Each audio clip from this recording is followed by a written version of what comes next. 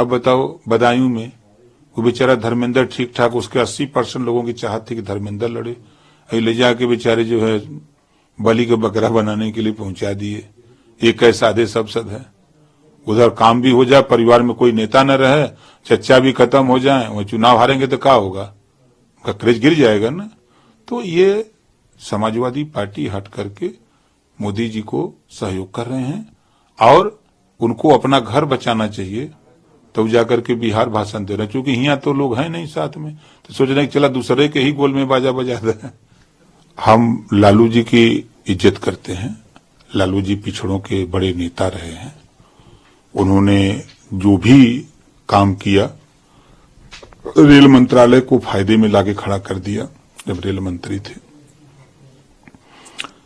अब उनके बयान जो आ रहे हैं, तो पहले तो हम तो नहीं कह सकते उनके विषय में, लेकिन मुझे पता है कि जिसका जनेऊ संस्कार हुआ होगा, उपनयन संस्कार हुआ होगा, वही हिंदू कहलाने का हकदार है।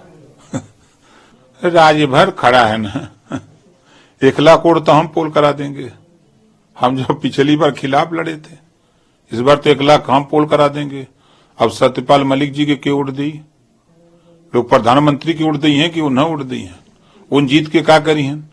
जो काम माननीय प्रधानमंत्री जी ने किया है बनारस में, दलगत, हम वाहवाही की बात नहीं कर रहा हूं, काम की प्रशंसा हो रही है। जो 10 साल के अंदर जो बनारस का कायाकल्प बदला है, वो लंबे समय तक सपा की सरकार 4 बार रही है यूपी में, कांग्रेस की लंबे समय तक दिल्ली में सरकार रही है। क्या किया उन लोगों ने? हाँ, कमलापत त्रिपाठी जी तो रेलवे स्टेशन बनारस वाला थोड़ा उन्होंने ठीक ठाक किया था। इसके अलावा तो बनारस में जो सिस्टम है, आज का जो परिवेश है, उसमें मोदी जी दिख रहे हैं। किसी गली मोहल्ले में जाएंगे तो मोदी जी का नाम है। अब मलिक जी के सामने लोग कहेंगे ना ना मोदी जी, तब क्या करेंगे बेचारे। देखिए, अखिलेश जी वो काम कर रहे हैं जो बात मैं 6 महीना पहले से बता रहा हूं कि जब विपक्षी गठबंधन बना, उसके 2 दिन बाद से ही मैं बता रहा हूं कि विरोधियों ने ठाना है मोदी जी को प्रधानमंत्री 24 में बनाना है। कुछ लोग सट के करेंगे, कुछ लोग हट के।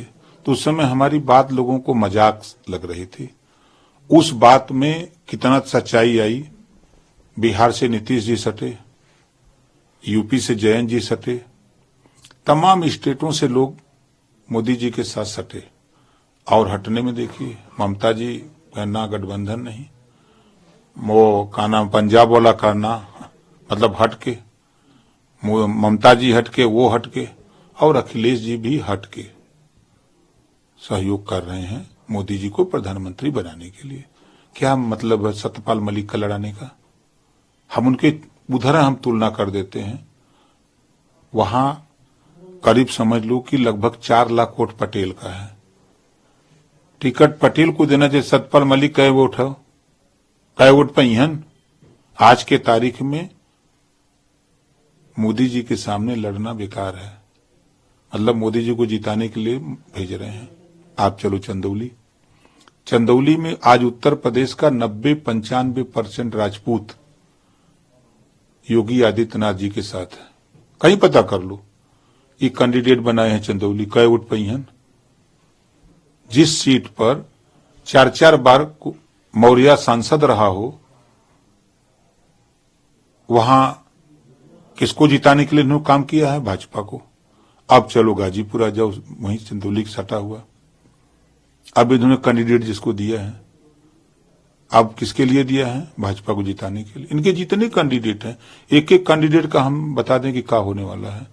कहीं जीतने के लिए नहीं लड़ रहे हैं, ये खाली सिर्फ। अब बताओ बदायूं में वो बेचारा धर्मेंद्र ठीक ठाक, उसके 80% लोगों की चाहत थी कि धर्मेंद्र लड़े, अभी ले जाके बेचारे जो है बलि का बकरा बनाने के लिए पहुंचा दिए। ये कैसे सादे सब है। उधर काम भी हो जाए, परिवार में कोई नेता न रहे, चर्चा भी खत्म हो जाए, वो चुनाव हारेंगे तो क्या होगा, उनका क्रेज गिर जाएगा ना। तो ये समाजवादी पार्टी हट करके मोदी जी को सहयोग कर रहे हैं और उनको अपना घर बचाना चाहिए, तब जाकर के बिहार भाषण दे रहे हैं, क्योंकि यहाँ तो लोग हैं नहीं साथ में, तो सोच रहे हैं कि चला दूसरे के ही गोल में बाजा बजा दे। हम लालू जी की इज्जत करते हैं। लालू जी पिछड़ों के बड़े नेता रहे हैं। उन्होंने जो भी काम किया, रेल मंत्रालय को फायदे में लाके खड़ा कर दिया जब रेल मंत्री थे। अब उनके बयान जो आ रहे हैं, तो पहले तो हम तो नहीं कह सकते उनके विषय में, लेकिन मुझे पता है कि जिसका जनेऊ संस्कार हुआ होगा, उपनयन संस्कार हुआ होगा, वही हिंदू कहलाने का हकदार है। अब हम तो पता नहीं कर रहे हैं कि किसका हुआ है नहीं हुआ, हमको क्या पता है। अब उनको पता होगा, इस नाते वो बोल रहे होंगे भाई। देखिए, अभी तक कोई ऑथेंटिक न्यूज राजभवन और मुख्यमंत्री ऑफिस से नहीं है।